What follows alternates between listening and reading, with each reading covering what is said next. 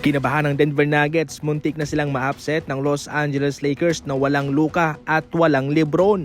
Kitang-kita naman dyan na nagkaroon ng magandang trabaho itong mga reserba ng Lakers dahil kanilang dinumina ang stats. Sa rebounding pa lang, considering na mayroong Nikola Jokic ang Nuggets, nahirapan sila.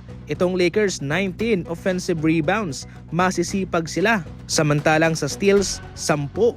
Maganda ang depensa ng Los Angeles Lakers mga idol. At sila'y agresibo din sa pag-atake. 25 personal foul ang kanilang nakuha. Samantalang itong Denver Nuggets 15 lamang. Subalit sa huli nagdomina pa rin itong experience ng Nuggets sa magandang depensang ipinakita nitong si Nikola Jokic mga idol. Maganda itong kanyang technique, kanyang naset itong si Jamal Murray for game-winning 3-pointer na siyang naipasok naman niya.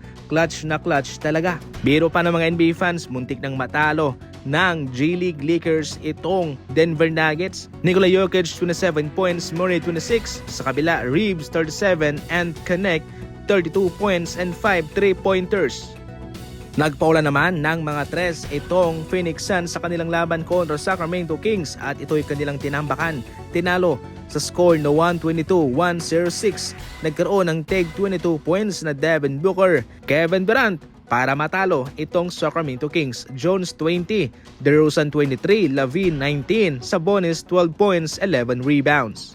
Nasa labas ng play-in bracket itong Suns mga idol at hindi po ito maganda sa isang team na stack sa lineup sa mga veterano at maraming star player, Kevin Durant, Bradley Beal, Devin Booker, pero sila'y nasa huli. Totally marami pang mga laban na dapat pang ipanalo itong Phoenix Suns para kahit papano makapasok man lang sila sa play-in bracket para hindi sila mapahiya. Heto yung mga laban mga idol, yamado ang Golden State Warriors sa Knicks at pati ang Nuggets laban sa Washington Wizards. Maliban dyan, heto pa yung ibang mga laban. Alam nyo na kung ano ang gagawin. Nasa comment section lang ang link mga idol. Yung promo code gamitin nyo. Sa mga first timer dyan, malaking bonus ang naghihintay sa inyo. Consistent talaga itong Cleveland Cavaliers na kahit na wala man itong si Donovan Mitchell sa kanilang mga huling laban at ngayon kanilang natalo pa rin ang Memphis Grizzlies na healthy na mayroong Jaren Jackson Jr. and Ja Morant. Ito yung sinasabi ko rito mga idol kung paanong ginagamit talaga ng Cavaliers itong kanilang kabuang team. Kahit na nga si Mitchell nakakatanggap lamang ng mababang minuto. Lahat talaga ay ginagamit sa bangko yung kanilang mga reserba, mga role player.